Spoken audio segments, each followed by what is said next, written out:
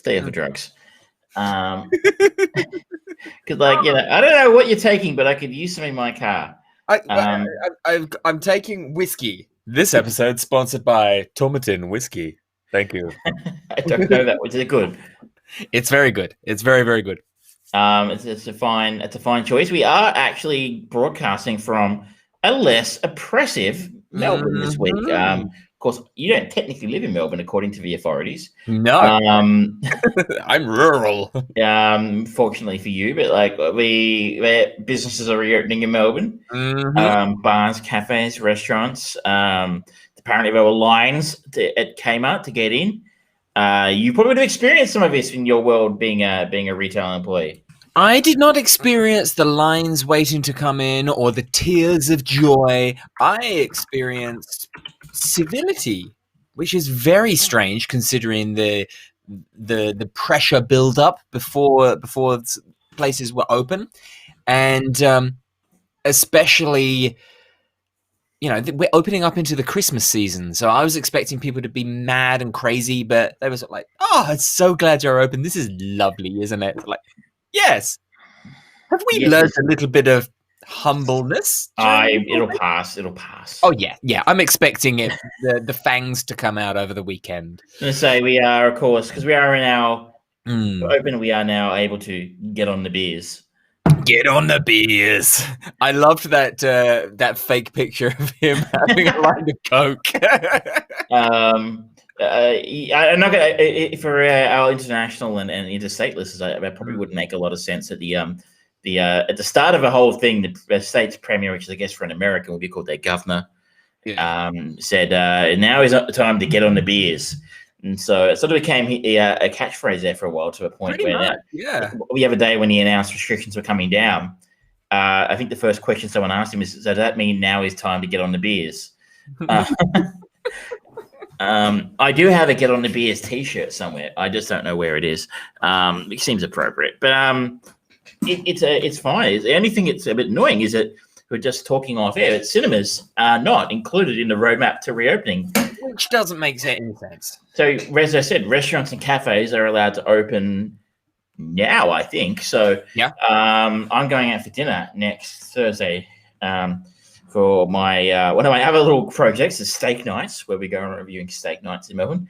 But you're allowed to sit at a table and have a meal without a mask and have a conversation within that's okay. But sitting in a dark room, socially distanced from the other people, obviously, most likely with a mask on. Yep. Not talking. Yep. That's not okay. Nope. And so not okay that that's been pushed right back to gyms and stuff like that. And so, but churches, you're allowed to sing in church. Yep. Which obviously, we aren't the church-going folks. I'm not dissing people who want to sing in church, but singing is actually really bad for COVID, right? You're projecting out, And so singing in church is fine, but sitting in the dark watching a movie is not okay. It's a really frustrating oversight from my employer, technically. But yeah, it's difficult to criticize, but it's a frustration. But we were just saying one of the upsides, I guess, of the COVID situation is the drive-ins are now open in Melbourne. They're opening tonight. And open-air cinemas, of which there are a couple. And we are now moving into summer, so theoretically that makes them a little bit more acceptable.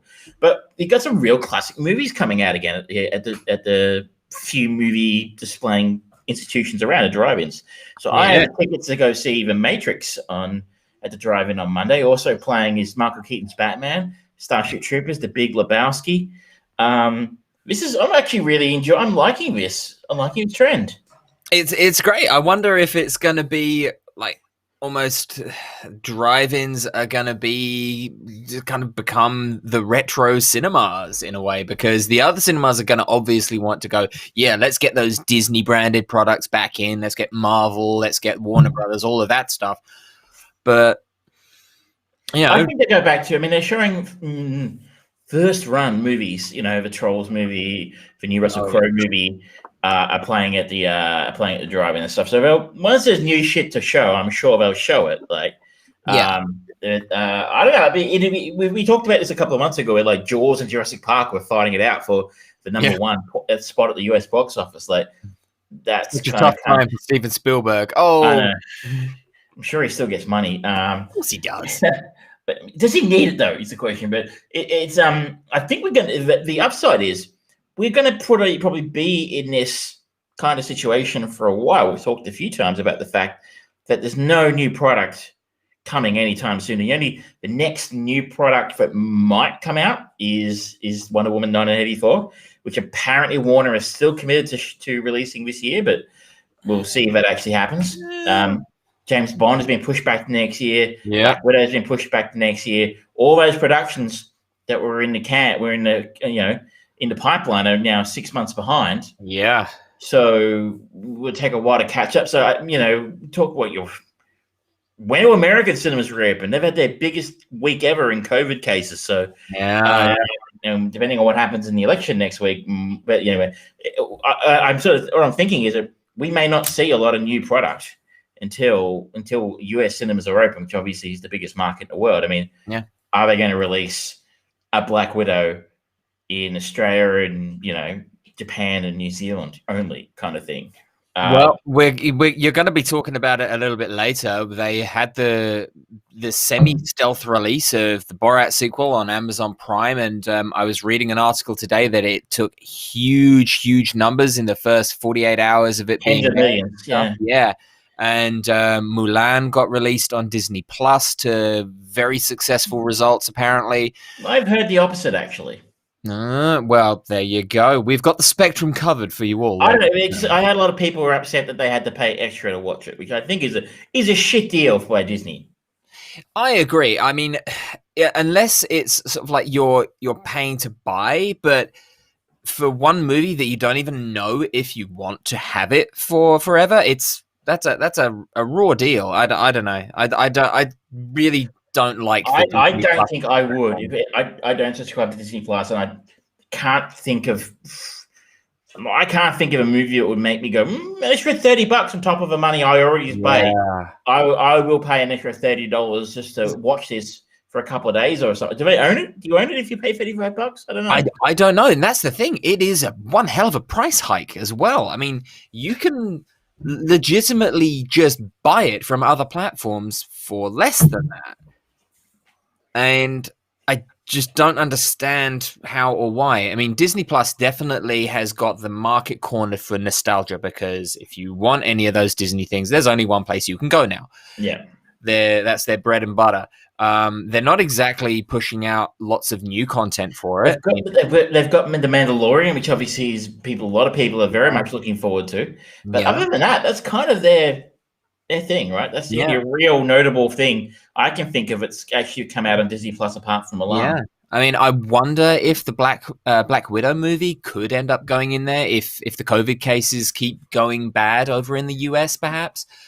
But I don't think they want to release something a part of their banner series where every single one is pretty regularly hitting $800-900 billion at the box office. Well, there's a story this week that I think Apple TV had tried to buy the rights for the new James Bond film. I can imagine that. And I think the number, and do not quote me, I just skimmed the article, but I think it was $500-600 million that we're offering. Something like that. I think that. Do correct me if I'm wrong, dear listeners. I could have made that up, but they were offered a lot of money. Yeah. Speaking of Apple TV Plus, I upgraded to the iPhone 11. I'm not willing to mortgage my house for a new phone, so I'm not getting the 12 yet. But they gave me a year's free subscription to Apple TV Plus, and my God, we talked about it when it first released, and we talked about some of the shows like the one with Jason Momoa. We talked about the M. Night Shyamalan one. There was the comedy series, Return to Ravensburger or something like that. And there is nothing on that platform new. There's nothing. It was that one show. I've been to an entire series. The morning show one of Jennifer Aniston. That was really good. But there's nothing new on that, and it's sort of like they've got 4 vaguely memorable shows, and it seems so barren. It's like, okay, why are you offering this service? I I don't get it. I don't know what you're offering, because the big thing that they seem to be pushing at the moment is the new war movie with Tom Hanks. Greyhound. That's been out Yeah, for months. yeah. So it's like, wow, that's still the thing that they're pushing. They haven't got any new shows that they've bought up from anywhere, or they've not bought up the rights like Netflix have done with so many movies, where they just slap it on and say, "Yep, we'll put that out." There's a new Bill Murray movie I've seen being promoted on YouTube a lot. Oh yeah, the new Sofia Coppola. I don't know anything about it at all, so I don't know if it's any good, but I'll get around to it, considering I've got a year's worth of this subscription for free. Well, I But mean, yeah, it's maybe it's an interesting question you ask. I mean, they've kind of walked into a very crowded market. I mean, yeah, we said this about Disney when it happened. Disney seemed to have done quite well out of it. I mean, Disney kept walked into the market with Prime, Netflix, Hulu, the Stan, CBS one, Fox. Showtime, NBC one in the States at least. And then Disney said, "I'll have a piece of that, please." Yeah, And they seem to have done okay out of it. So maybe we're wrong, but the coming of Apple being kind of the last man of the table on this one, yeah. a lot of the good shit is kind of locked down. Like, I mean, it's quite a fascinating. This isn't what we were supposed to talk about, but it is quite a fascinating way the industry's gone. Right, I think we saw it happening. Is that like things like Seinfeld and Friends are insanely valuable properties to have on your service now? Is because like you can go, hey, I mean, you see people promoting. I don't even know which service Friends is on now, but they've certainly used it as sort of It's on Netflix. the Netflix. Okay, and so I know that commands a massive fee to license that for a few years. Yeah, And Seinfeld got licensed to Prime, I think, for a shit ton of money. I think so. Yeah. So it's great for those creators, like Jerry Seinfeld and the Friends crew. I'm sure are still getting residuals for their work. Of course. So they're probably getting more money now than they were 25 years ago when the show was on first run. But it's like all the good shit's kind of like locked in now. So Apple walking in have kind of got to reduce their own shit because there's nothing left to buy. I guess they also had the misfortune, because them and Disney came to market at very similar times, whereas Disney had been for the year or 2 years prior to launch been going, oh yeah, Netflix's contract on our properties has come to an end. We're not going to renew that because we're going to put it on ours. And they've been able to stockpile all of their own stuff for this kind of down memory lane backlog of classics that everyone loves, whereas Apple came out, brand new people, and then they got maybe 6 months before COVID hit and everything shut down. So any productions that were kind of like, oh yeah, this is going to be our big fall 2020 release for the platform, shit, we don't have it anymore.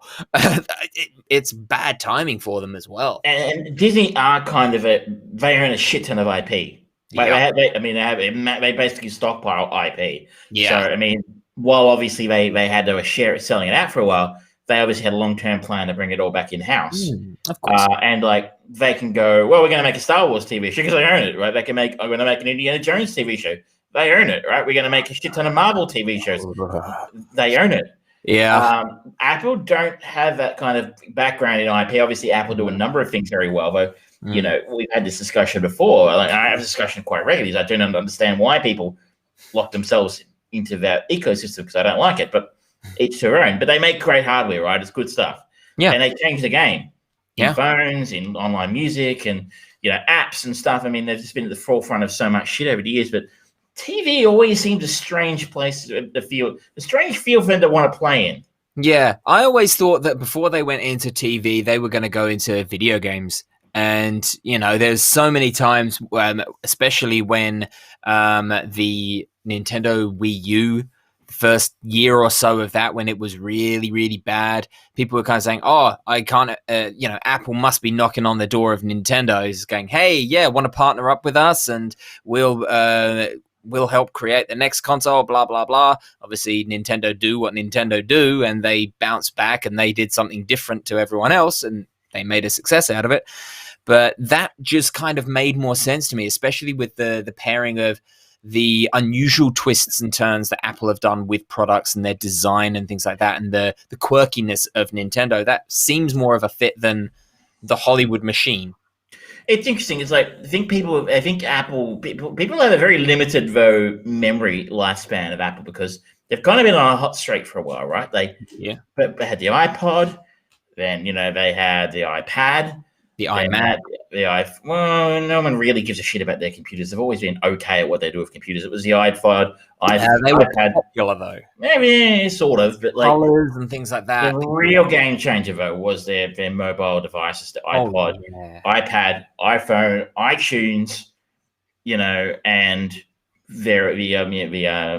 so on and so forth. That's kind of been it's been a hit parade. You're right, and their actual their computers, their laptops and stuff are still very successful and are very expensive and highly prized for certain people. But so it's just been a hot streak for them for about 15, 16 years now. They haven't really put a foot wrong. Not really. When you look at, say, one of their competitors, Google, also insanely successful. Yeah. There's an entire fucking Wikipedia page of abandoned projects that Google have, like Google Wave, Google Glass. And that's just two I'm thinking off the top of my head. There's a shit ton of others. Like this Google Stadia will be on that page before long. Is that just the case that Google try more stuff? Probably. But, eventually Apple were going to come up, snake eyes, so to speak. They can't be that's fair. They can't be good at everything. I mean, they're still very successful phone maker, despite the competition from everybody else, and despite the fact that they're the most expensive ones. Yeah. And that's maybe why they're successful. They just understand that product so well because they fucking invented it. Yeah. But there's always going to be one where they just sort of they didn't do quite as well in, and maybe this made a boo boo. Maybe this is their Google Glass. Yeah. maybe. Who knows? But you know what? We have deviated on a interesting, if very unplanned, segue. That never happens. Never. It never happens in the show. We are professionals through and through, and we have our scripted conversational points, and we never stray. Now, ladies and gentlemen, yes, last week we watched the technically beautiful, whimsical Coraline, and the voice of the cat was by Keith David, and he was our connection to this week's chain movie, which is the 1982 classic The Thing. I would just like to call out there's Honest Trailers on YouTube. If you're not watching it, I highly recommend it. It's a great YouTube channel. Just yesterday released an Honest Trailers episode on Coraline. They really are listening to our show. And they had one good point, and I'd just like to give us nod to the film from last week. They said they freeze-framed on the credits of the director's name. What's his name? Henry Selick, and said, a poor man's Tim Burton. For all your great talent, you'll always be a poor man's Tim Burton. He goes, actually, you know what? Considering Tim's output this year, Tim Burton's a poor man's Henry Selick. Yes. And I'm like, yes, that is 100% right. Sorry, he could be getting the big budgets, but he's done better stuff this century than Tim. Agreed. Anyway, The Thing. The Thing, the John Carpenter classic, the Kurt Russell icon, one of the true stalwarts of horror sci-fi. It's another fascinating thing that if you look at the IMDb page, it's got an 8.1, but the Metacritic score was 57. Yeah. And you look at you click on it and have a close look. There's only 13 critic reviews because it's 30 years old now. Yeah. 40 years old, sorry. And there's 1, 2, 3, 4 100s there, so 4 perfect scores. Yeah. And you get down to the bottom, and there were 2 very poor scores from a couple of New York Times and Chicago Reader. Obviously, it really split audiences at the time, but what was interesting to read in the trivia was it came out at a very similar time, shortly after Blade Runner. Oh, yeah, it would have. Which, by the same token, also was, I don't know if it's actually quite as critically panned, but it was also considered an absolute flop when it came out. So it had an 84 Metascore, so much better, but the same IMDb score, 8.1. But another film that was a complete flop, apparently, and is now remembered as, an icon of science fiction, not horror, but science fiction cinema. And and has also had a sequel come out where this one had a prequel. But I found that interesting. One was worthwhile, one was not. The other little interesting tidbit of information I realized from watching it today was, like, I was watching it this afternoon, and straight away the score came in. I was trying to pay close attention this time to things I don't normally pay attention to with this film, and the score was like instantly like, this is so John Carpenter. Then you take a look, and John Carpenter didn't score this film. Ennio Morricone, who got nominated for a fucking Razzie for it. What? He was nominated for a Razzie Award for worst score. Oh my God, it's wonderful. It's outstanding. And I'm like, but the interesting little tidbit, the footnote to that is that unused portions of his score were used for the Hateful Eight. Of this score? This score were used for the Hateful Eight, because, of course, Ennio Morricone scored the Hateful Eight as well. Yeah. He won a fucking Oscar for that. Jesus, talk about weird. And I was just like, whoa, those Razzie guys get it wrong sometimes. Oh, yeah. I hope they fucking send him a letter of apology a few years later, because, like, I don't know what they were thinking. Like I said, it was like instantly as a score comes in, I'm like, this is so reminiscent of like Escape from New York. This is so John, not as synthy, but it was just noticeably John Carpenter-esque. Yeah. And then you go, oh, Morricone did this. I didn't know Morricone. That's fucking cool. Yeah. But what a great achievement in the sense that he obviously has his own style, being a fucking genius himself. But he's basically going, well, no, this is a Carpenter film, and this is he obviously tipped his hat to Carpenter and thought, I'm going to make the kind of score that John would have made anyway. But it was instantly noticeable. A few times in the film, I was watching it today, going, "Geez, this score kicks ass." Yeah. Yeah, it's one of the very best openings to a movie to get you in the mood of what type of film this is. This is a movie about suspense and isolation, and just the simplicity of that almost heartbeat of boom, boom, boom, boom. And then the slow music just coming in, that synth, but not being as kind of like 80s prog rocky as you get with like classic John Carpenter theme songs. This one is just almost like a moan, and it just goes, and it's so simple but so fucking iconic. And then it opens up to the bleak nakedness of Antarctica. It's like, oh shit. Okay, yeah, I'm lonely. This is isolation. This captures the character of the movie so well. It's a wonderful opener. I mean, the other thing that I quickly learned to appreciate watching this again today was, and I don't think I've noticed it quite so much before, is how good the cast is.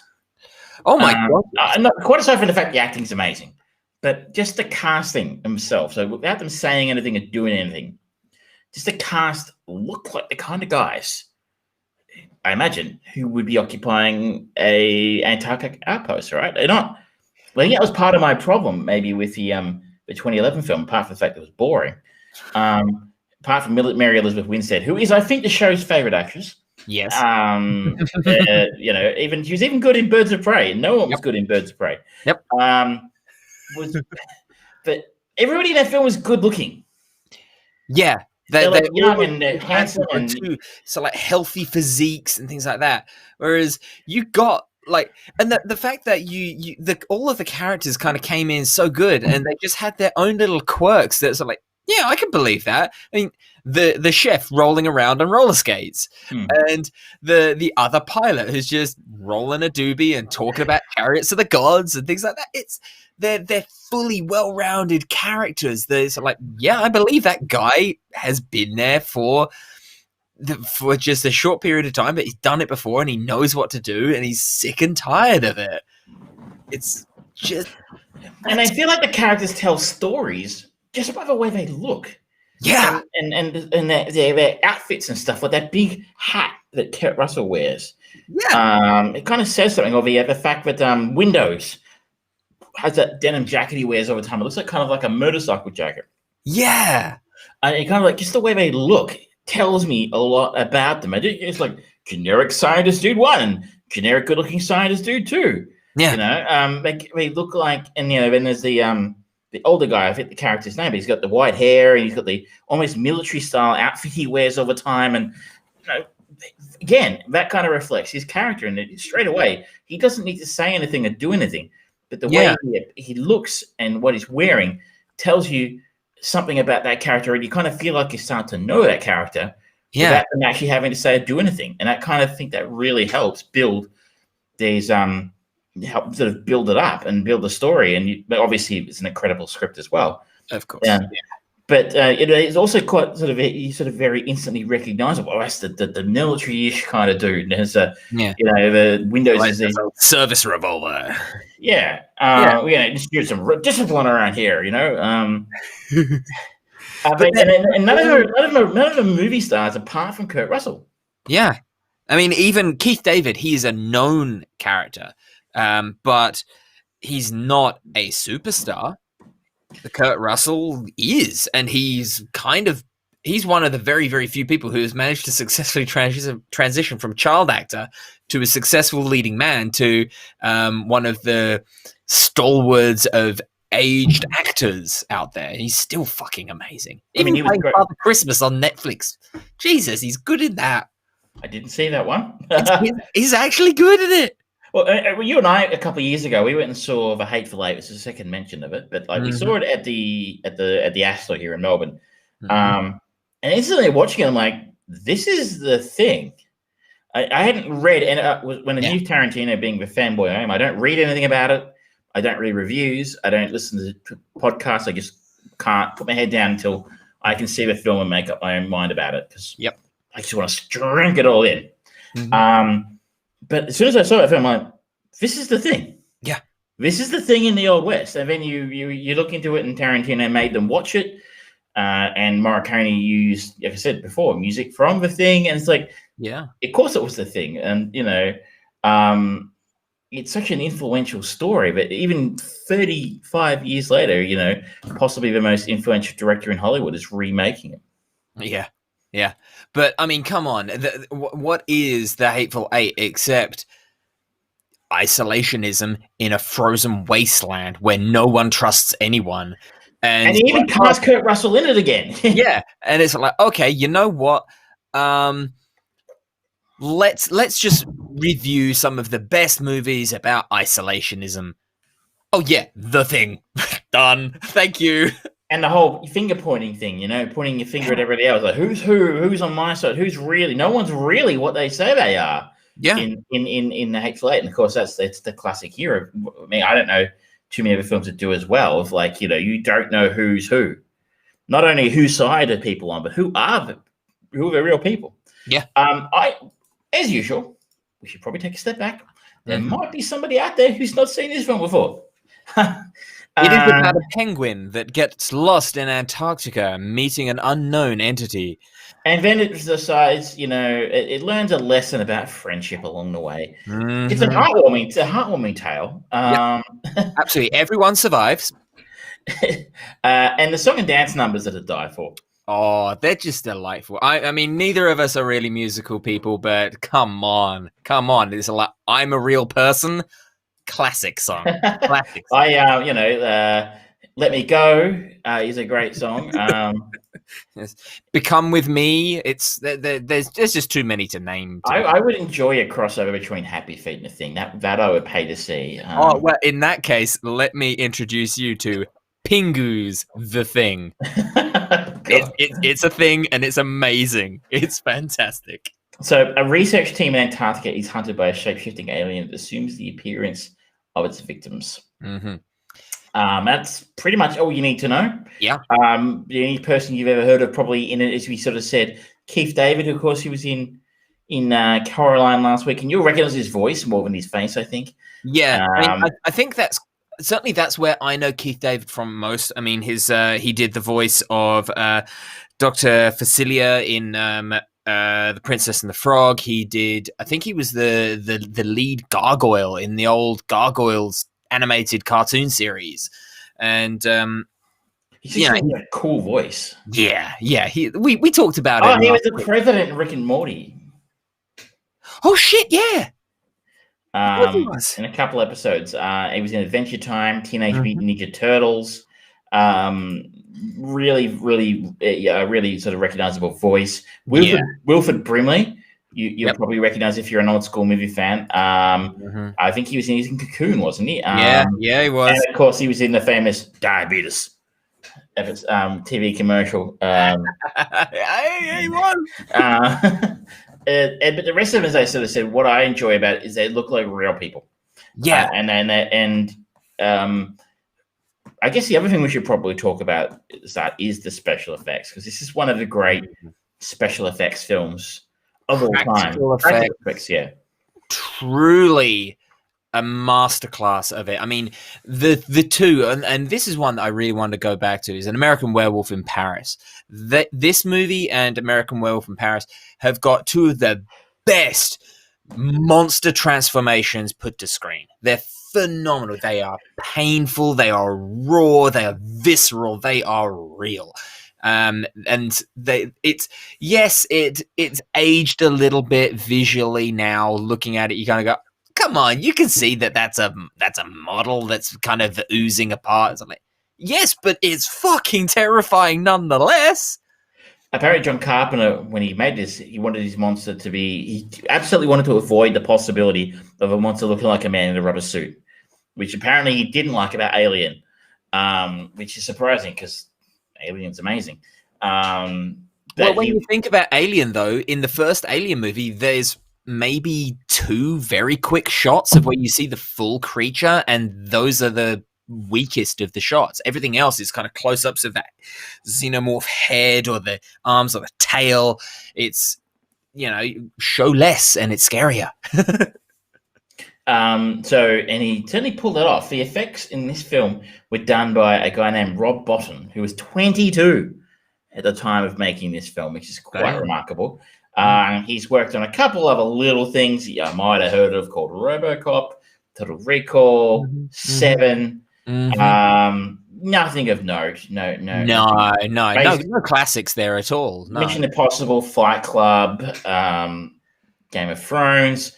Just little. So he's a nowhere. He's gone nowhere. He went nowhere after this. He didn't do anything. But disgracefully, he's only won one Oscar, which was a Special Achievement Award for Total Recall, and that doesn't really count. No. So it's not an actual Oscar. It's like a pretend Oscar. He's only been nominated for one Oscar, and that was for Legend, which we watched a few months ago. Wow. Which did look good. I'll pay that. It did look good. That is true. But the other one that I want to call out from the crew is the writer of the script, Bill Lancaster. And he's not done much in his career because he died in 1997, aged only 49. But he did create one of the classics that so many people love because it was a very truthful young person movie, and that is The Bad News Bears. I've never seen it. I never saw this when I was a kid. It was, I really like it because, I'm not going to talk about too much. If you're interested about why I like Bad News Bears, just go and listen to Kevin Smith talk about it because he encapsulates it far better than I ever could. But it's really just one of those, it's got the initial guise of a feel-good movie, and then it kind of goes, oh, wait, no, this is based in the real world. Okay, that's sad and brilliant. I'm not going to go and see it because I don't do children's films, but it's not a children's movie, but it's got child actors in it, and it's, I guess, one of those old school kind of, when you think about kind of the Goonies, think that kind of kids movie with heavy quotation marks. I suspect, though, maybe it would be a film, but if you'd seen it, if you loved when you were young, you might still get something out of it today. The important thing is do not watch the new version because that is trash. I will talk to my co-host of the Throwback, and we'll see if it qualifies as something she watched, because I don't think if she did, then we can stick it on the list. The latest episode of the Throwback, which hasn't been released yet, we had to watch. We actually haven't been recorded yet. We watched Krull on the weekend. You and I watched for the old G&T podcast. Yeah. My God, that film is awful. Yeah. It's really bad. But we're off topic, which does, as we said, just doesn't happen. So a good call. These guys actually. The story was written by John Campbell, who also wrote the novel that the film is based on. Who Goes There, which was of course turned into a Howard Hawks film in 1951. Yeah. The director didn't like this. He said it was an advertisement to sell the brand of scotch that they JB Scotch, I think it is. Yeah, that was kind of liberally shown. It's like, oh yeah, you know what? I'm just gonna reach over in front of the camera. Yeah. I did have some criticisms of this film. I do. It is good as it is. So I was talking to a friend of the show, Dell, last night. I'm not going to give his surname because he didn't agree to be talked about. But yeah, you know who I'm talking about. And he has something I call the Dell effect. Dell is a very smart guy, and I keep him when I play trivia, I like to bring him along because he answers all the science questions, which are not my strength. He has a sobering effect, doesn't he? He does, but he's very smart. And so, like, we were talking about this film last night. I was like, we got to talk about it tonight. And he's like, I didn't like it very much. I'm like, how did you not like The Thing? Everybody likes The Thing. And he's like, oh, well, I didn't like it because there's a weapons ban in Antarctica, so it didn't make any sense that they would all have that many weapons. And you'd be like, I didn't even know that. But then again, this is the man who we saw Gravity, didn't like it because it defied the laws of orbital physics or something. And I'm like, I was busy having a good time, not thinking about orbital physics. But when you read Neil deGrasse Tyson's criticism of it, you're like, yeah, okay, but like it was fun. It's just the kind of if a film doesn't make scientific sense, if a scientific film doesn't click, he'll just be out. He'll check out and go, that doesn't make sense, and he's not interested anymore. But I know a few people like that, yeah. But that maybe got me thinking though, like. And he's right, by the way. There was a treaty signed in the late 50s where the Antarctica can't be militarized. What the fuck is this going on at this Antarctic outpost? I mean, they have got a little shit ton of guns. And what kind of Antarctic outpost? What kind of research are they doing down there that requires fucking flamethrowers? Well, there is the argument that potentially the flamethrowers are used to help thaw ice build up and things like that, and clear that kind of stuff. So that one could have a practical effect rather than just the military application. But a flamethrower shoots liquefied petroleum at things. I don't think you would use it. I think it would, rather than melting the ice, it would like melt the fucking thing you were shooting, and the guns. Why do they have dynamite? And it's like, this is crazy the amount of military gear they have at this outpost. I mean, this is a very, very tiny nitpick. It's like, what is going on at this outpost? Did you know? But Gary, the former, before things happened, the former leader of the group, his actual surname is MacGyver. Oh, right. Yes. Yeah. Don't thank me. Thank the moon's gravitational pull. It's amazing what you can get a Molotov cocktail to do. Well, at least at one point, the alien occupies one of the people, and he manages to tunnel under the base and build half a spaceship in about 2 hours. That's a bit that's more of a stretch for me than any amount of munitions that they have in the middle of the Antarctic. The fact that he manages because time is very fluid in this movie. It is. And you don't know exactly how long this movie takes over the course of a week, 4 days, 6 hours. Who knows? It doesn't matter. But my God, he can mine very nicely. And it's like just this beautiful little he's got a workstation down there. It's not just a hole that he's just kind of crafting. He's got a crafting station like in fucking Skyrim. And lights and shit because it's not dark. So yeah, I mean, he's done very well. He's managed to cobble together from bits of a very, very minimal helicopter and like snowplow to create a very compelling looking little spaceship. Yeah, in no time at all. I mean, like, as you said, I think that might be the MacGyver descendant right there. But this is me being very nitpicky, sort of going, it's very convenient that they have all this weaponry there at a scientific research station. A whole lot of science seems to be going on it. But it's Well, I think it's just an observation station. I guess that's possible. Yeah, a lot of people at an observation station. Yeah. We don't get a lot of detail about exactly what they're doing there, of course. Same is true of in the Norwegian base. They had a lot of shit as well. Like Yeah. let's just our place is blown to smithereens and back, and they had like a very nasty looking military rifle at the start of the film. Yeah, and that I don't know what it was that they cut, basic very sort of like industrial grade cut the ice block out of as well. It's like, oh yeah, we'll take that with us to Antarctica just in case. Thermite charges as well. I mean, I don't know what thermite charges. I think they use to blow up buildings or something like that. I don't know why you take them to Antarctica, but like, oh, I think I've spotted something 3 miles under the ice surface. Thermite. Glad we bought it, and everybody laughed at me when I said to pack it. It was worth waiting in customs for this one.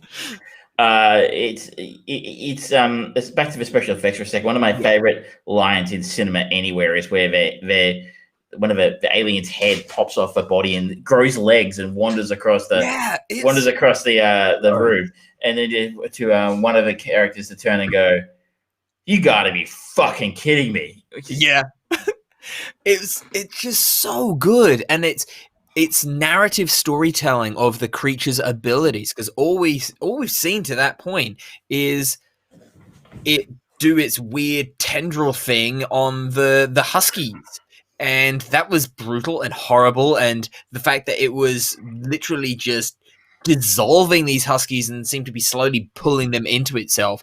And then you see that it's like, oh, okay, the body's on fire, I'll just vacate the head. Yeah. And then it just keeps on going. And then the next time you see anything from it, it's the Petri dish test, which still looks great. That's amazing, that scene. And then the final bit of this creature's abilities is right near the end, where he puts his fucking fingers under the guy's skin in his mouth, and you very clearly know that he's just kind of throwing shit into his mouth through his flesh. It's terrifying. It's brilliant. It's horrible. Like, I mean, I don't know how many people's childhoods were scarred by seeing this waiting. It's like, I just, it's a joy to keep coming back to this film. I can't recommend it enough. If you somehow manage to make it through your life without seeing the thing, boy, I actually kind of envy you. Yeah, because you've got a real cinematic treat waiting for you. If you can handle horror films, absolutely. I would say this is an absolute 0 on the Shea scale of films to absolutely avoid for the rest of your life if you don't like scary movies, because this is right up there. To the point where, like, I watched this again today, and I'm like, I've really got to get the Thing board game, and I don't like board games very much. But there is a Thing board game, and I'm very tempted. Let's play that at some point. Let's play that at some point. I gotta get it. I've just last week I backed on Kickstarter back earlier in the year a Night of the Living Dead board game. Ooh, and that's arrived now. So we got one to get through, but the Thing board game is always tempting. It was a video game version, came out in 2002. Yeah. And again, I was tempted to go. I wonder if I can find an emulated copy or something of that, because apparently it expands the story out. And it is canon, according to John Carpenter. Ooh, okay. Oh, see, now that makes me want a video game version of Escape from New York. Yeah. That was sort of things like one of my favorite video games of the original Xbox generation. I always come back to this, was the video game version of The Warriors. Because it was amazing. It's a great game. It's a little dated. I went back and played it not so long ago. It's a bit dated now. Yeah. But it was made by Rockstar. Yeah. Before GTA 4 and stuff, and sort of became their big thing. But you can see the DNA of GTA in that game. And it's a very GTA-esque game. And it just does such an amazing job of expanding that story. You can tell the people who wrote that game love that movie. Yeah. They got all of the original voice actors back, except for the one who passed away. And it's just an incredible game based on a fairly obscure movie. Like, you go talk to people about the Warriors, and not everyone knows it. They probably should. So I got surprised that hasn't happened more. I mean, I guess that's maybe a little bit hard to sell, right? Like if you put GTA on the front of a box, everyone's going to play it.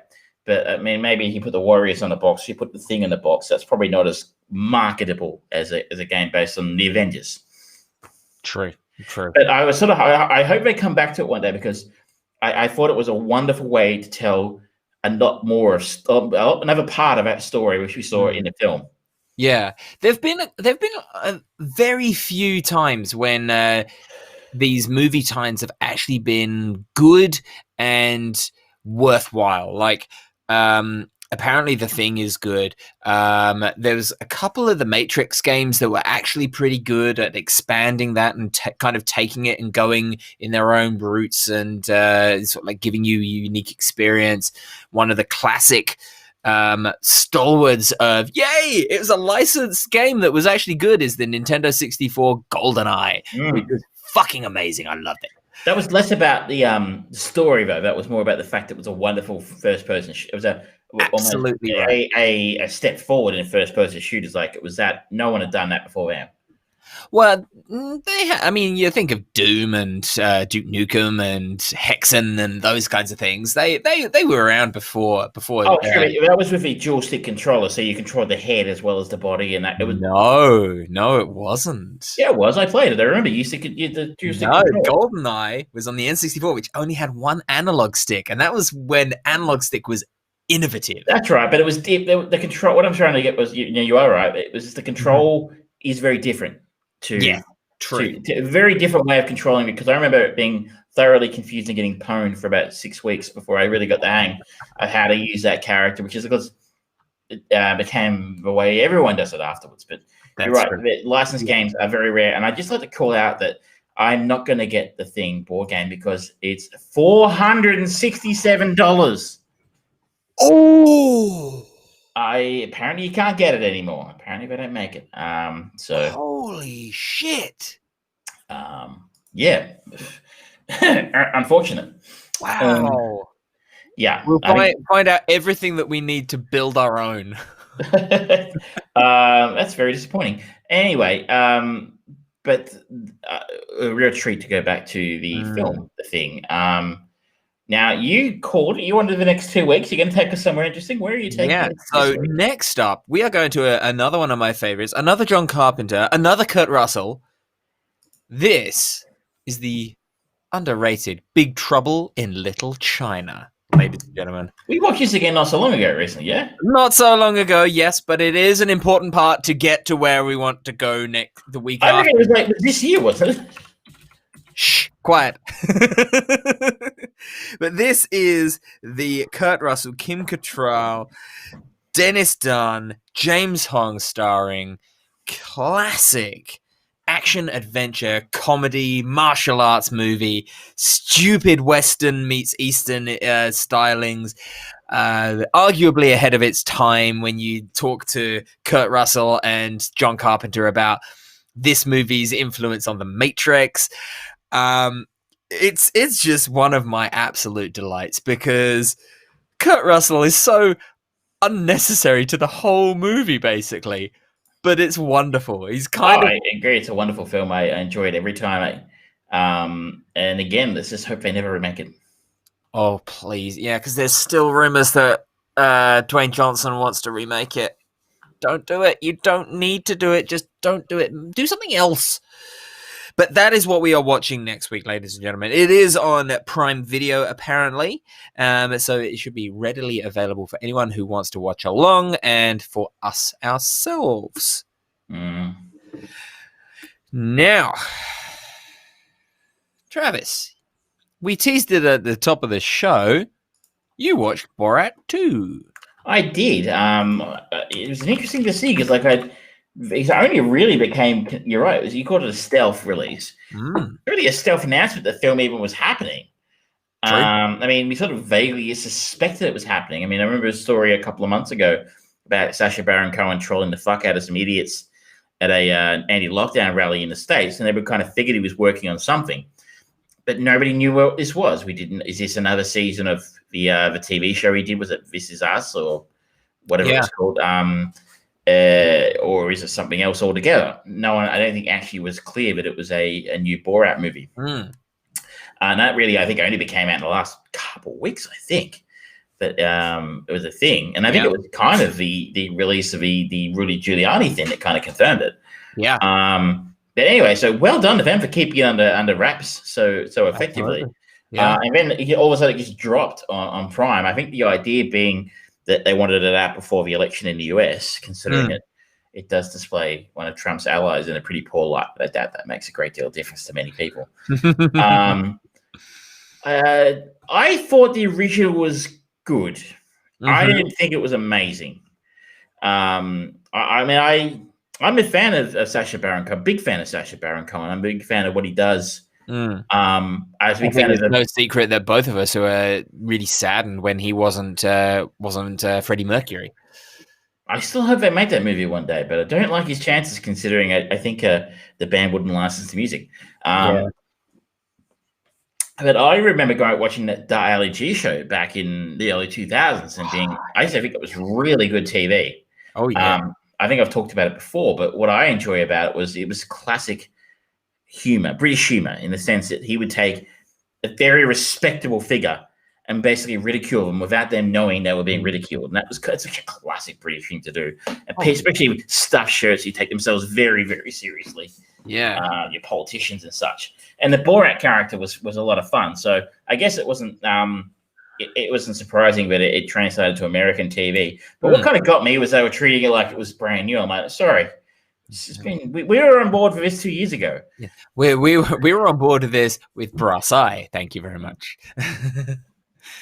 So that's a bit of background on my thoughts on it. I didn't really feel that we needed a second Borat movie, but considering how famous the character is, I guess it's not that surprising that they decided to make it. This film is not the equal of the first one. I'll say that much. Okay. Where I think it goes wrong for me is it feels less believable. And I think we talked a few months ago about a movie with Eric Andre in it, which his name escapes me this moment in time, but it was kind of attempting a similar thing where you were talking about I'll look into it while you're talking. But it was sort of attempting a similar thing, sort of a hybrid between scripted segments and real life gag bad trip. So real life sort of scripted stuff alongside spoofs and trolling people, I guess. Yeah, real people on the street and gags and that kind of thing. And it didn't pull it off at all. Like, that film was fucking awful, and I turned it off after about half an hour. It was terrible, that movie. This is the creme de la creme. This is like comparing Peter Sellers to Adam Sandler in this genre of So, but where I think it really, one thing the Eric Andre film did better than this one was the gags felt real in that. Like, the people he was trolling in the street, the people he was trying, fooling, it felt real. It felt like the stuff I used to see on Jackass back in the early 2000s. And that was kind of the only parts of a show that I thought were the film that were good in that Bad Trip were in parts where he was trolling people, and it kind of felt, this guy's for real. This is legit. That guy definitely has no idea that he's actually in a film at this point in time. Didn't quite get that healing quite as often in Borat. So, okay. So a number of points. There was a character, and this is interesting because some news has come out in the last couple of days that kind of made me question. This is to take a step back. He's the plot of his film is Borat is sent back to the United States to try and gift his daughter to Michael Pence, in order to so Trump will like the Kazakhstani dictator. And so his daughter is played. I'll come back to her in a second. His daughter is played by Maria Bakalova. And at one point, he drops her off with despite the fact she's like 15, he drops her off with a babysitter. And this babysitter is an African-American grandma who's a real grandma, apparently. And at one point, the babysitter has to drive her character is Tutar to a cosmetic surgery clinic where Borat has convinced his daughter to get breast augmentation so that Rudy Giuliani will like her more. And so they have a conversation on this drive between the babysitter and tutor about whether or not she should, whether she, you shouldn't have to do this. You shouldn't be doing this to, just to make a man happy because your dad says you have to. But it's shot so well. Yeah. But we have two very high quality shots of her from cutting between Tutar and the old lady whose name escapes me right now. And they're cutting between the two of them with these very high quality cameras. It's not like they're GoPros or dash cams or anything that would be sort of inauspicious or something you might expect when you're just shooting a scene between in a documentary. So that made me go, how does this woman, who's supposedly not in on the joke, how does she not realize she's actually part of a fairly sizable film production? Yeah, when there's quite a bit. There's quite a bit of camera equipment filming this at this point in time. Quite aside from the fact she may not recognize Sacha Baron Cohen, who spends a lot of her film in different disguises other than the normal Borat disguise. Yeah. So that kind of a couple of things like that made me go, I'm not sure. I think these people are in on it. And it's actually come out though that she's actually her pastor has started a GoFundMe for this woman because apparently she was quite upset that she didn't realize it was a comedy film she was part of and was only paid $3,600 for taking part in it. Wow. Which is actually kind of fucking disgusting because she has a significant amount of screen time and is one of the few sympathetic characters in the film. So, and there's another scene where he goes and stays with a couple of guys in this small town for a little while. And again, they're supposedly not in on the joke. But they have to be surely in on the joke. And so that happened a lot more in this film than in the original Borat. So the original Borat, I was sure 99% of the time the people he was taking the piss out of, apart from Pamela Anderson, who apparently was in on it, they weren't. They were, they think this guy is just a weirdo from another country. This time, I'm not so sure. Obviously, I can't confirm it, but it's just my vibe watching it. Good things though. I mentioned Maria Bakalova. Is fucking incredible in this film. Okay. This is her first American film. She's from Bulgaria. Right. And she's going to be a star. Okay. So there's probably been quite a bit of publicity about we mentioned it earlier, the stunt with Giuliani, where she sort of says, the stories they say she's flirted with him, maybe only vaguely, where she sort of technically maybe got him into a hotel room and he had his hand down his pants. He was tucking his shirt in, don't you know? But she keeps up with Sacha Baron Cohen, which cannot be an easy task. No. For someone who I imagine English is not her first language. So yeah, and apparently he's a big fan of hers as well now, considering her output in the film. So, and there's a bit of push for her to get another Academy Award nomination. I don't know. This is the kind of film that the Academy is going to give a nod like that to. But especially one that cameos Tom Hanks. And comedies never get awards. Never get awards. Despite the fact it's very hard. And there are so as a comedy, I sound like I'm going too deep in this, but for me, I guess I'm a bit like we talked about my friend Dell's. If it's scientifically inaccurate, he's out. Can't watch it anymore. For me, if a comedy is trying to sell itself like this film is as being real or part of it being real, and as soon as I detect it's fake, I'm out. If you sell me something as real and it doesn't feel real, I can't watch. If you're selling me something that's obviously Lord of the Rings, right? It's not trying to tell me that's reality. Yeah, it's fine. But if you're trying to sell me something like a TV show like Kitchen Nightmares, for example. As soon as I get the feeling that this is actually self-scripted and fake, that suspension of disbelief is over, and I can't watch. So this film had me for most of it. There's a few times is this real? Is this fake? It's not.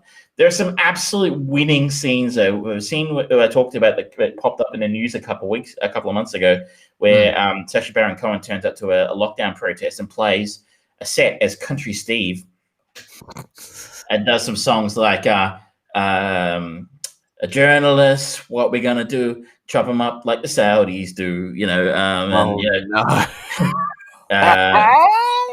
Fauci, what we're gonna do? Inject him with the Wuhan flu, and stuff like that. So that was very, very funny. And there's a scene at he takes his daughter Tuta to a debutante ball where he and the Tuta perform a dance all around menstruation. And it is, again, that scene made me go, these people can't be real. They can't not be on a joke. You watch it, you make up your own mind, but it was very funny. So there are a number of laugh out loud. And the other one I really want to call out was he actually attends the Conservative Political Action Conference where Mike Pence is performing, and he dresses up as Donald Trump and has his daughter slung over his shoulder, and he's runs into the room to try and give his daughter to Michael Pence. That's a kind of stunt that he does brilliantly well. So look, it's on Prime here, and I imagine globally. It's above the quality of most of the kind of stuff you find in these sort of things. I mean, it's actually this would have got a cinematic release for sure, if not for COVID. So look, if you like the kind of thing that Sashi does in the past, if you like the first one, for example, if you like kind of trolley stunty kind of movies where they're taking the mickey out of people who are very against stuffed shirts. In this case, if you're a really big fan of Donald Trump and conservatives, you're probably not going to enjoy it because he does kind of stick the boots in a fair bit. Yeah. But there's still a number of laughs in this. It's a funny movie. It's right on the border of where it's just too dumb for me, but it was still good enough that I enjoyed watching it. Okay, cool. Do you think you need to watch the first Borat to really understand anything, or is it standalone? No, I think it stands alone. But if you don't understand the Borat character, if you don't know who the Borat character is, you're taking a big dive.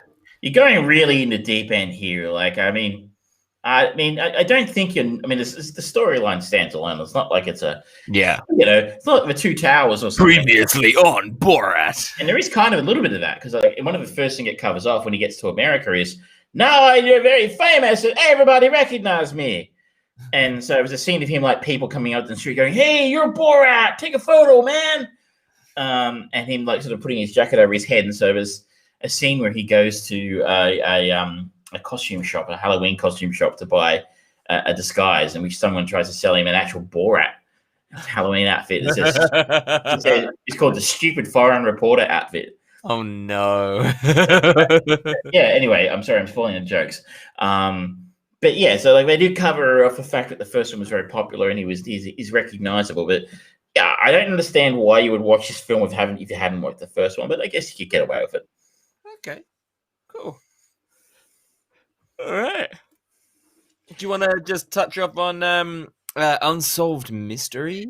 Yes. So I think we talked about this again a few months ago, because I think it was only a few months ago that the first new season of Unsolved Mysteries on Netflix. I feel like it was April or May when it came out, but maybe.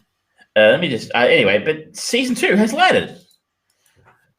Which is kind of weird. July, it was in July. How weird is that? It was in July. Wow. 3 months later, we have a new season. And we have a 6 episodes, I think. Okay. Now, you weren't a huge fan of the first season.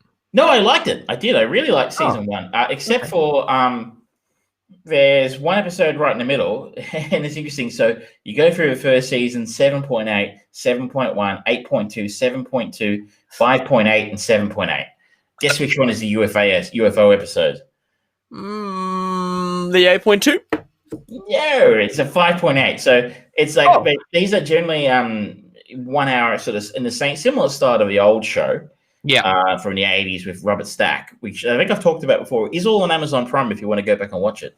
And when you do, you don't really. I don't remember as many ghost stories and UFO stories on this show. I remember it's the true crime part was the part that always interested me.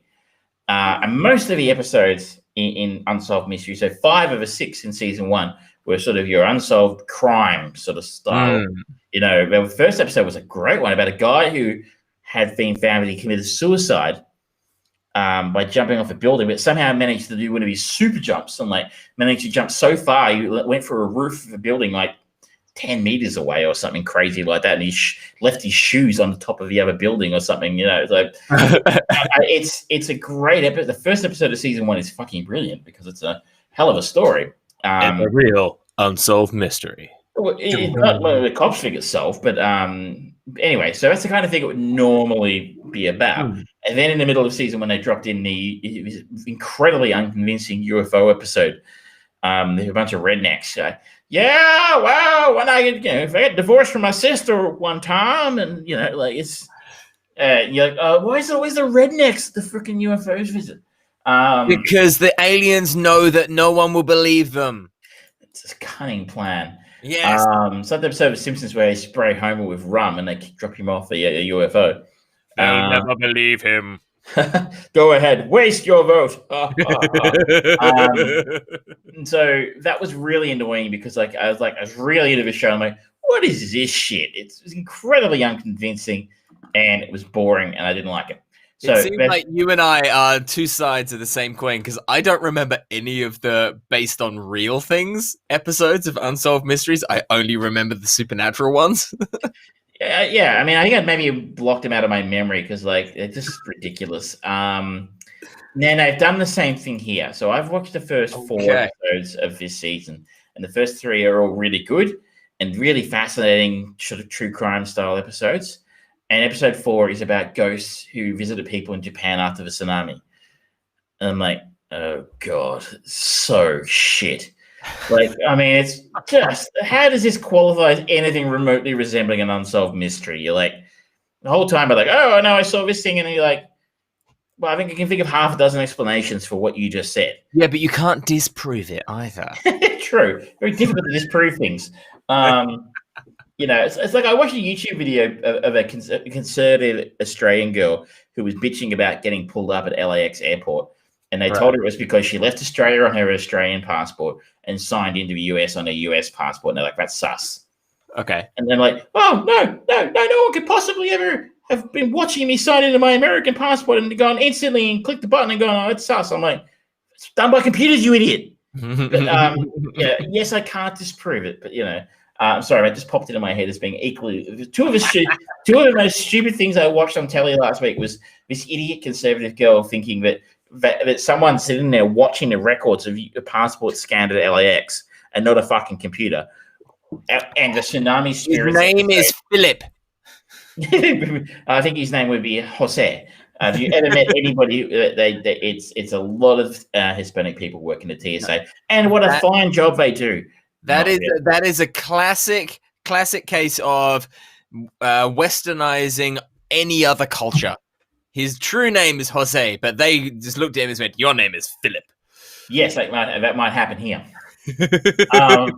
But anyway, so 4 episodes in, I've got 2. I'm saving 2 for the weekend. Okay. If you liked season 1, you'll probably enjoy it. If you like your true crime, I think the first 3 episodes you're going to find fascinating. It's particularly A Death in Oslo, which what they've done here, which is a little bit more interesting, is that they've gone outside the US a little bit more, which is great. Cool. But it's a cool story from lots of places in America. Mm-hmm. Who'd have thunk it? The Death in Oslo being set in Norway, and because, I mean, I guess a lot of American stuff filters in here. So you kind of hear a lot of the cool American ones, but the stuff from places like Norway, I hadn't heard this story before. It's a wonderful, well, it wasn't wonderful for the person who got killed, but spoilers. It's an interesting story nonetheless, and it's a real brain teaser. And I know a lot of people, it was in Reddit communities that it goes lights up when people are trying to solve this shit. But I've enjoyed it. It's high quality. The reenactments are certainly a lot more convincing than the shitty ones they used to use in the 80s. As I sort of said, just be prepared for the stupid supernatural one right in the middle that makes absolutely no sense and is completely out of character for the rest of the series. You just don't get it, man. So I was talking to someone about this the other day, and they're like, "Oh, well, don't you like UFO stories? I used to really love the X-Files." I'm like, "No, I love the X-Files too, at least the first few seasons." But that was telling a story. It was fiction. Yeah. Don't try and don't be giving me a show that's got again, a little bit we talked about before, like set in the real world. And, these are factual stories about real crimes that happen, and then start telling me a ghost story or a UFO story. It doesn't fit. Don't break the narrative of the story. If you're gonna be, so like, oh, we're telling a story in Lord of the Rings. Okay, cool. Wait, why does that guy have a digital watch? Why does that guy have a lightsaber? Yeah. It just doesn't fit the rest of the series. If you're going to make a series about UFOs and ghosts, fine. I mean, and what they did with the X-Files was really fresh and interesting and unique at the time. So, and I really loved it. But it doesn't fit this. So, and when someone tries to slot in a ghost story into a bunch of stuff that actually happened, I think it's kind of insulting to the rest of the series. Like that doesn't belong. So it's I know it kind of fits the tradition of Unsolved Mysteries, but I think a lot of it changed. They've kind of filtered out a lot of the crap from the old series that didn't make a lot of sense, and they've come up with a much better show as a result. This one they should have probably left on the table. Fair enough. Okay. All right. Nicely done. Well, I have consumed a couple of things. First up, we had a reader or a listener send in a recommendation. His name was Nick. I believe it was Nick. I'm just going to double check that because I don't want to sully his good name. Pages. Where are you? Nightmare Before Christmas. There we go. But regardless, he recommended watching a movie. Yes, his name was Nick. So sorry, Nick, we don't know your surname, but thank you for the recommendation. It's called The Beast of War, also known as The Beast. It's from 1988, directed by Kevin Reynolds. Yes, I'm pretty sure it is the same Kevin Reynolds who did Robin Hood. I'm just going to double check that Prince of Thieves. You mean the he did Waterworld, Robin Hood, Prince of Thieves, yes. Count of Monte Cristo, Rapa Nui. He obviously liked working with Kevin Costner.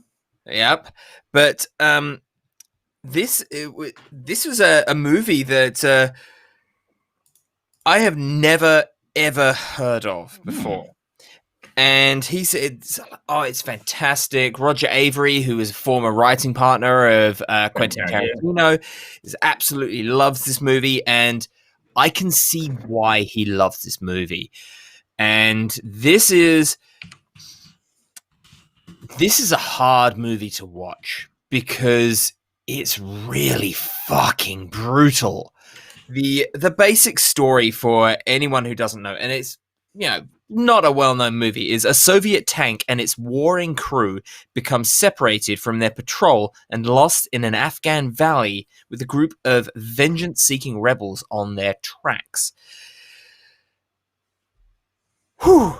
So there are no Western people in this movie as heroes. In the sense of, there's the Americans or there's the British, which you so typically get in war movies. This is the Russians and the Afghans and rebel factions. And so when you first meet the crew of the Beast, they are fucking psychopaths. And one of the kind of rebels, he gets laid out in front of the tracks of the tank, and he gets run over, and it doesn't cut away. It's fucking brutal. It turned my stomach, and it still turns my stomach, because not only does he just run over this guy, they position him, and there's kind of like the tracks of the tank, and they squeeze his feet right under. So, as soon as that tank starts moving forward, the Achilles tendon rips, it just pain throughout.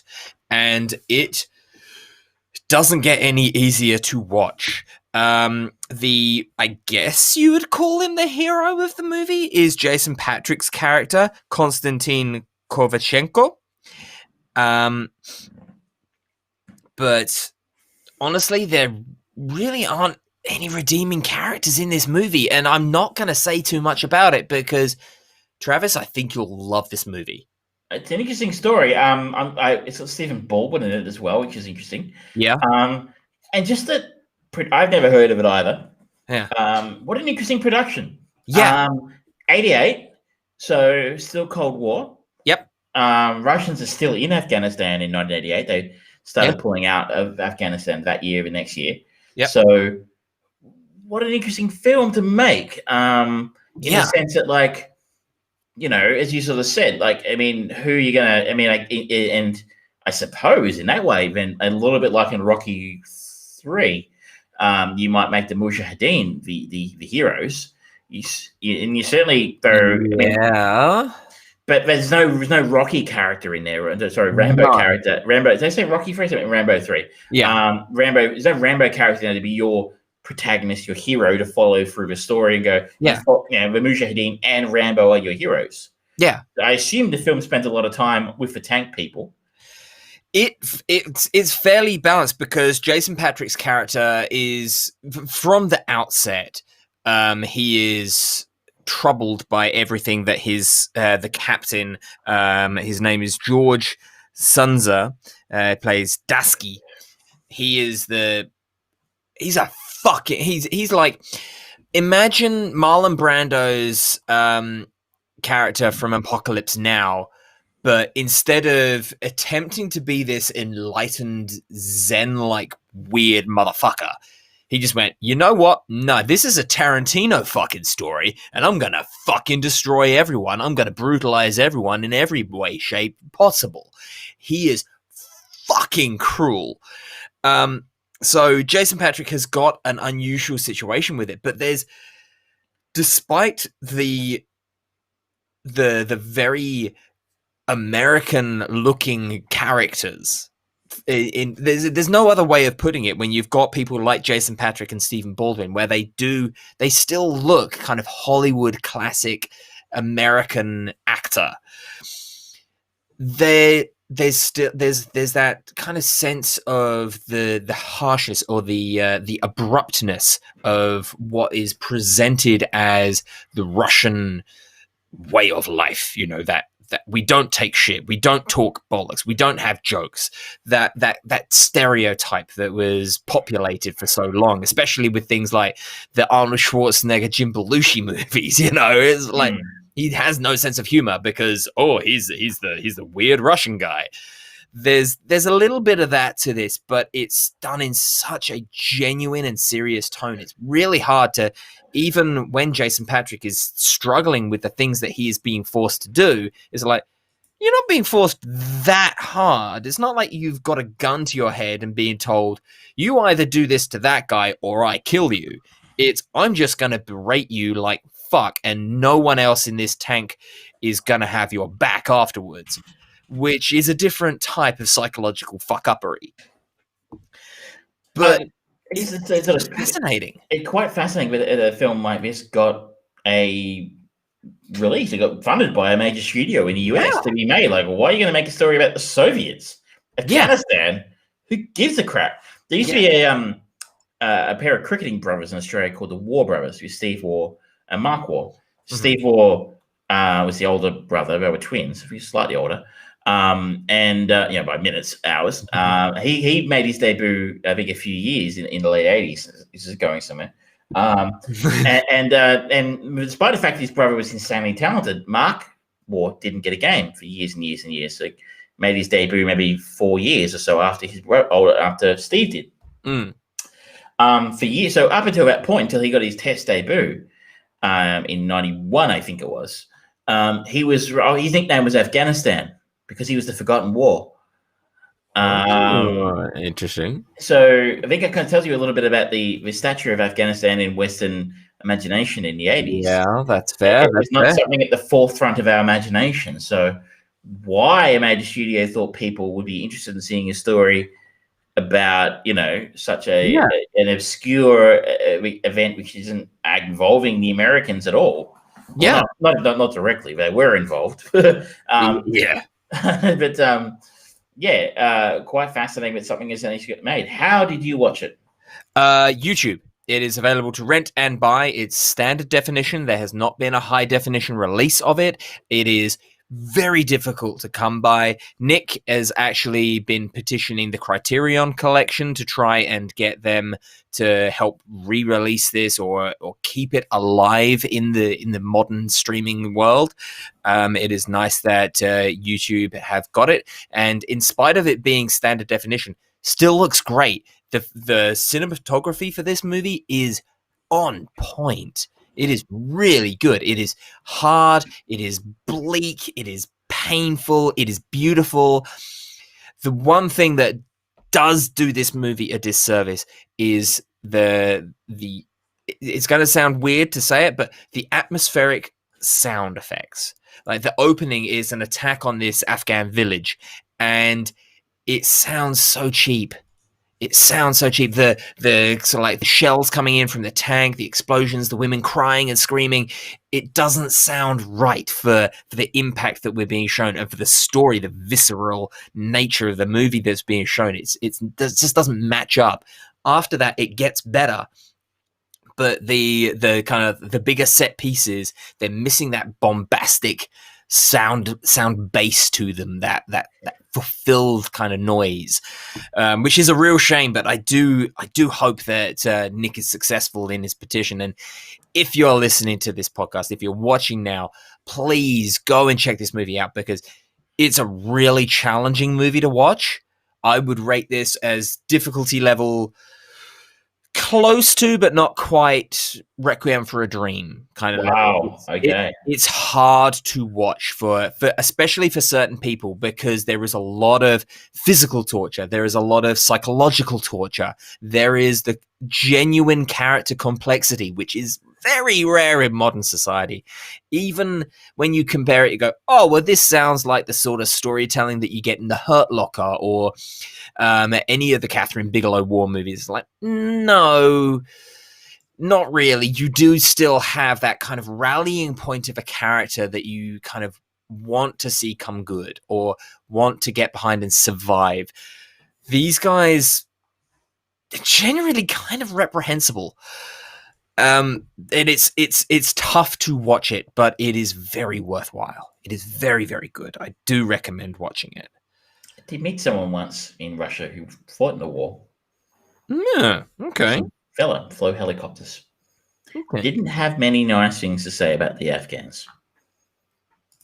Fair enough. Didn't speak Russian, so it really wasn't at a point where I could engage him and go, You kind of invaded their country, mate. Yeah. We're going to be real kind to people who invade their country. They've kind of got a bit of a history. I kind of have a feeling that that's probably not the sort of conversation that you'd really have with someone you just meet either. This bloke carried around his Order of Lenin. Wow. The military medal doohickey that they gave out in the set. He carried it around with him. Wow. Okay. He's quite happy to tell me this. He's very excited to tell me all as much as my friend translating could translate for me about what he did in the war. And I'm like, okay, it's an interesting story. I wish I could have a proper conversation. But as you say, it's not something you're going to kick back on them and go, push back on that unless you know a native language. But anyway, I will see if I can source a copy, and if I have time, I will. It is worthwhile, and especially considering this was done in '88, and Kevin Reynolds, not Kevin Reynolds. What's his fucking name? I've just completely forgotten it already. Yeah, Kevin Reynolds, the director. Yeah, Kevin Reynolds. This was just before Prince of Thieves. 3 years before. Yeah, Jason Patrick had just come off of Lost Boys. Really, he was in that? Jesus. Yeah, and Stephen Baldwin has never really been a huge star, so there's no star power in this movie. It's like, how did this get made? I don't know. Obviously, it was probably fairly low budget, but it was the idea that they gave someone money to make a movie about Soviet soldiers in Afghanistan in the 80s. It's a fascinating project. So thank you so much, Nick, for recommending it, because it's awesome. And if you've got any other recommendations, please let me know. I would really love to get a little bit more of you. And you too, Nick can get a shout out if you've got something we haven't talked about, but you think I know it happens to me sometimes. We listen to a podcast, we people will be out talking about stuff and be like, "Oh, you should be seeing this thing," and no one mentions it. Yeah. It's a great opportunity to shout out some of those lost gems. And no one can know everything, right? So there's always little ones like this that sort of slipped under the radar that you know about. Yeah. But, like for years, I've Triangle. I think you watched Triangle or something years ago. When I managed to pimp that film out to somebody new a couple of months ago. It's a great movie. It's a wonderful movie. Or Pontypool, which is the Thinking Man zombie movie. I've pimped that film out every chance I get. So if you've got a film you like to pimp out, and feel free to let us know about it. Jump on the Facebook page, tell us about it, or however you like. Yeah, and comment on the Fried Brain Productions website, as Nick did.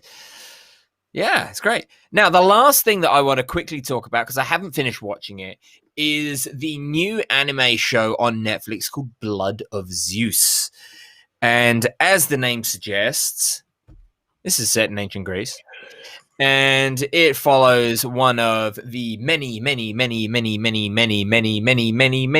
bastard demigod children that Zeus sired in his time, plaguing the female population of his seed. This is an interesting series because animation-wise, it's pretty fucking stunning. And if you've ever watched any of the old school manga movie releases, this has got a lot owing to one of my favorite anime movies called Ninja Scroll. It's very simple, hard lines, hard colors, beautiful animation, very visceral and kind of raw kind of storytelling in that movie. It's a great movie, but this is an 8-episode series, 30 minutes per episode on average, and it follows a commoner living in ancient Greece. Heron discovers his true heritage as the son of Zeus and his purpose to save the world from a demonic army. It's got an interesting cast of voices in there. Some of the most kind of famous ones that we would likely know. There's Jessica Henwick, who was in the Iron Fist series on Netflix. Was it Iron Fist? Yes, Iron Fist. She was the saving grace of that. There's Claudia Christian, who was, Commander Susan Ivanova in Battlestar, Babylon 5. Fantastic series. Don't let anyone else tell you wrong. I know Marshall loves her too. She's fantastic. And it's got one of my Critical Role connections in there, Matthew Mercer, as the voice of Hermes. It's an interesting story. It's a fun story. It's not one that you really need to engage in, but it has got the cardinal sin. It telegraphs its stories and it telegraphs its big reveals way too soon. Way too soon. It's like, very quickly you see that Heron is actually a twin of someone else. And what a surprise. Yep, they're the polar opposite of Heron.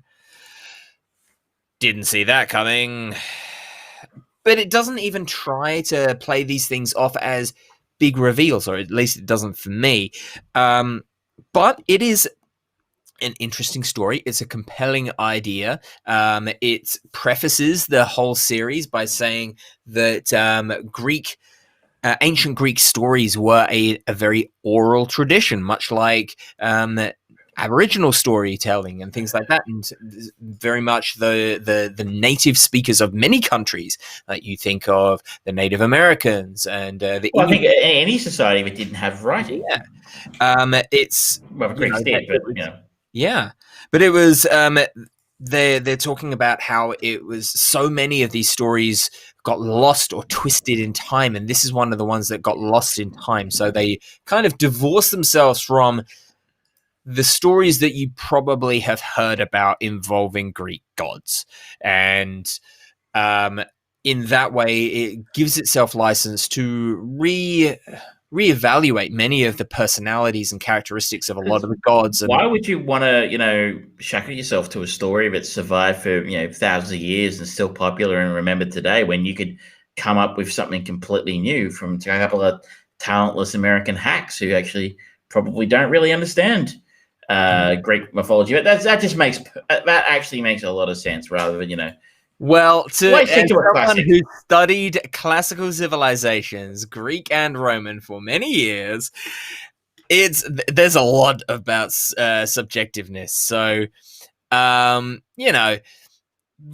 take it with a grain of salt. Just it divorces itself from that point, and so it just wants to tell a fun, interesting story.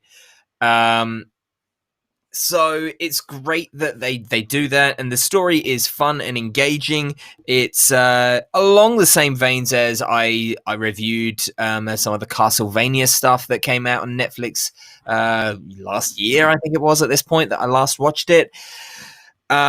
They're building up a good reputation for more adult-based or adult-orientated animation that's good quality animation and telling interesting stories, which is really what I want right now, because a lot of the stuff that's happening in the animation scene is generally a lot of revivals of stuff. Like we've got a revival of the Animaniacs, and they're bringing a lot of the talent back, which is nice. But okay, you know what? I don't need more Animaniacs. That's for the next generation. I'm just not going to watch that. And the new DuckTales, I watched some of that, and it's like, okay, they're doing some interesting things, but it's not my DuckTales. I'll let them go. This is something that's like, it's something that speaks to my heart. It's that Greek mythology. I love that kind of shit. It's that classic style of animation, which is great. And it is designed for someone very much more my age, which is awesome. So if you've got some time, if you want to have something to kind of just have on and just have some cool set pieces that happen, some generally interesting, if predictable storytelling going on, this is a good show for you to check out. And I always support the people who do Critical Role because they're fucking fantastic. So Matthew Mercer doesn't get much screen time, unfortunately, but it's still nice to hear his voice and go, hey, yeah. I just realized I know he does McCree in Overwatch. Absolutely right. Yeah, it's high noon. Yeah, okay. Is this by the same people who did Death Note, yes? Which I think you didn't like. The live action version of Death Note is tosh, frankly. It's an interesting retelling of a great anime. The anime itself is fantastic. And they do. They did this is the live action version, so yeah, sounds like they've turned a corner then, because this one seems to be quite highly rated, 8.1. Yeah, it's doing well critically. I think that most people will probably find a lot of things enjoyable. It may very well be my curse of being able to predict story, but yeah, I think that most people will be able to go, oh yeah, I know who that guy is. Because that's the classic story of Greek mythology, Roman mythology, modern mythology. Everyone has an evil twin. Not many twins in films that aren't evil. It's true. I mean, The Simpsons summed it up perfectly. Or the old. I always go back to it. The Knight Rider, where David Hasselhoff would wear the moustache. Oh. That moustache. I would love that. The evil David Hasselhoff wore a moustache, which is hilarious. So good. But on that note, ladies and gentlemen, we have run along because we got sidetracked for the first time ever in Armchair Producers history. We got sidetracked. You can't prove us wrong. Shut up. But we are going to postpone our little topic of conversation from last week about franchises from our childhood that remain good and are still producing content. We will talk about that next week. We will also talk about the wonderful, delightful, charming Big Trouble in Little China. And I'm sure that me and Travis will have some new content to talk about as well. But until next week, where we should be back to our regular Wednesday, 7 o'clock, 7:30 time frame, I'm George Tarrant. That is Travis Croft, the master of us all. Thank you very much. Good night. Good night.